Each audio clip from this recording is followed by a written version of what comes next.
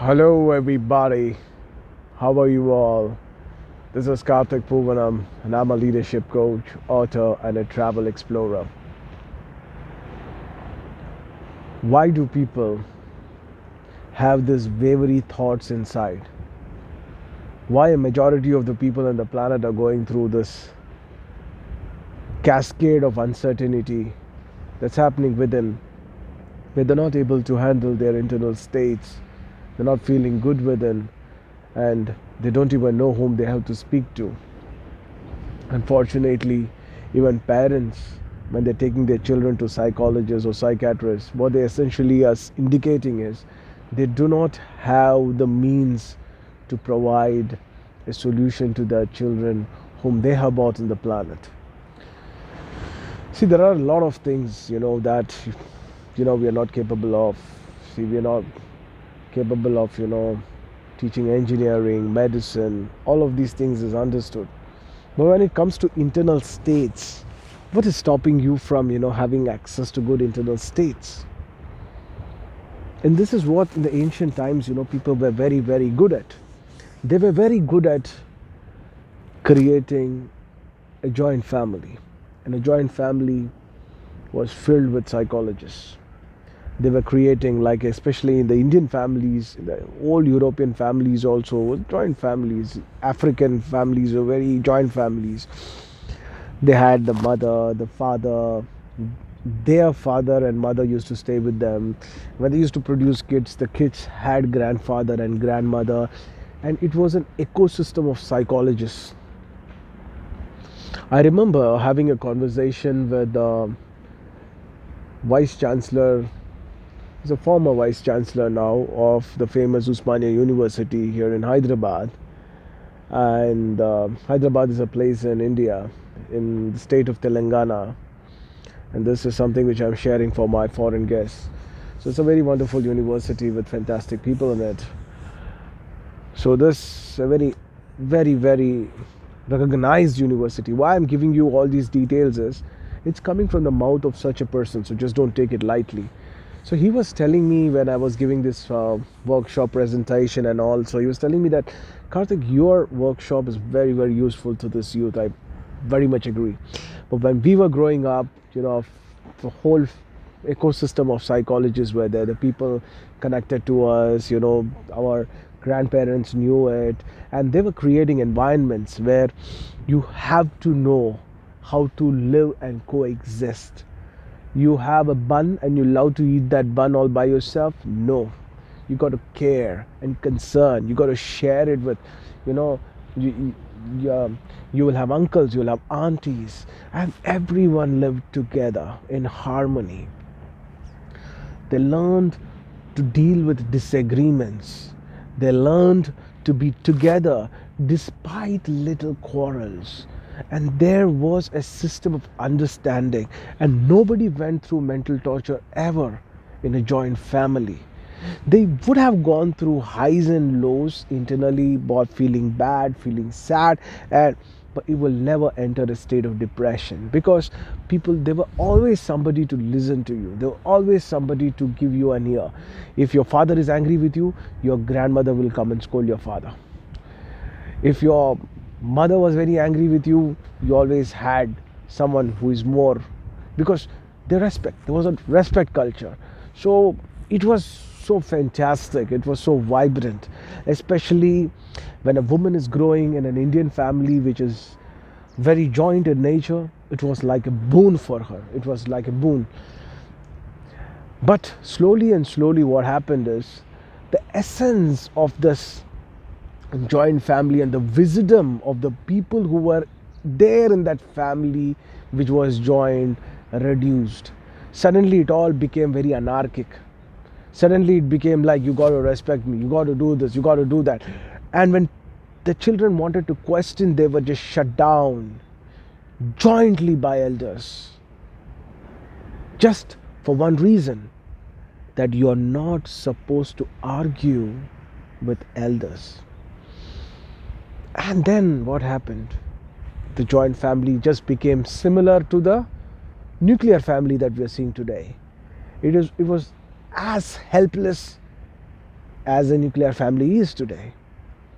And further down, if you really go, you will have people where the father is only able to spend a little bit of time with their children. Most of the time, the child is in the nursery with the nanny, because the mother is busy earning bread and butter, the father is busy earning bread and butter.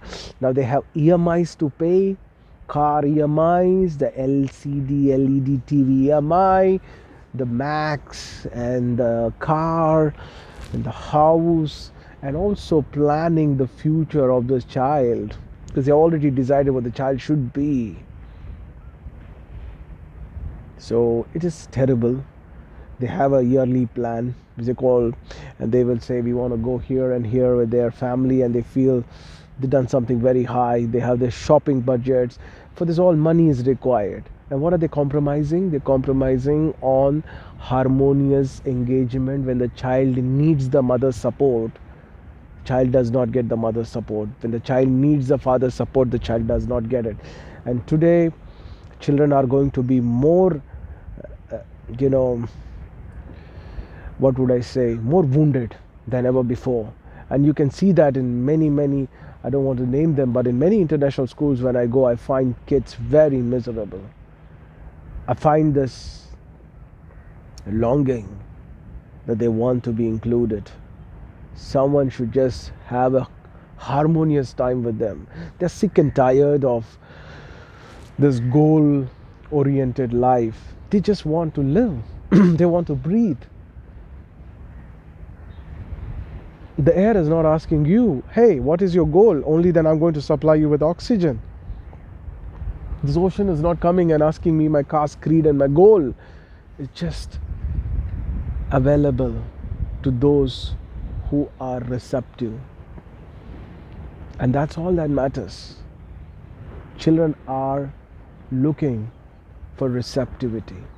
They want someone with whom, they can just simply speak. Just share a certain thought, just share a certain idea, but they're not being judged. But this is not happening. So all these reasons are responsible for the cumulative effect of what I call as a deep, saddened state within. If you look at today, people are just looking at time. Hey, what's the time? Oh, the time. Oh, it's already time. It's already time. I need to go here. I need to go there. I need to be in this place. Busy time. And end of the day, for what? Why would you like to engage your time? Is that time going in harmony? Is that time going in enthusiasm? Are you feeling really excited and great with life? You cannot be, because when you are not in tune with nature, how can you be in harmony? Now you need to know we are living in a fantastic world. For the first time in the history, our generation especially has the comforts and the conveniences externally, I cannot say internally, but externally for sure, than what the kings and the queens or the greatest emperors could not afford. The great emperor Akbar could not afford this, Ashoka could not afford this, Alexander could not afford this. People could not afford all of these, luxuries.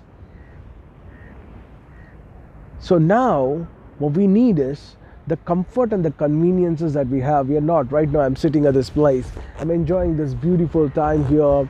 The sunset is sunrise is absolutely amazing. This beautiful, absolutely amazing waves that I'm able to hear sitting on the cliff in the presence of love is so amazing. It's fantastic. It's brilliant.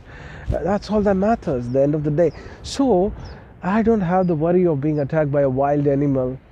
There's no wild animal attacks anymore. If you look at it this side and the back side, it's completely, filled with a little bit of forest. But, we've laid a road so that, this becomes easily accessible. I don't have to trek so long to come to this place. It is so brilliant. So when this kind of a comfort and convenience is there, should we not start living this life with nature and gift ourselves more air, more joyful time with whomever you call as your family? Or take that decision Now, for me, I don't want to be spending time with family because I know for sure that that will not be a good time. So I choose to create an ecosystem where I have spiritual companions with whom I will be able to speak, with my lover, with whom I will be able to share any number of things where people will fight and quarrel. We talk with a lot of dignity. And this is only possible because there is no noise in between us, there is no society between us. And we are able to invest that quality time with one another. Because what's missing today largely, because of which there is wariness, there is so much of uncertainty in people's minds, there's so much of wavery thoughts which are coming, is only because there's no quality time. We are bio dependent individuals. You cannot think you can have 1 million followers and you will be successful. Recently, if you see in India, there's an actor who committed suicide, and whatever the reasons are, he went into depression. Despite having millions of followers, they could not save us. They could not give him a freedom. I don't know if you know, there is this famous comedian called Rob Williams. Yeah, Robbie Williams. Yes. So he committed suicide. He was A class at his game.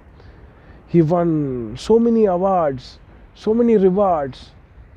But at the end of the day, he was depressed. He committed suicide. His fans could not save him.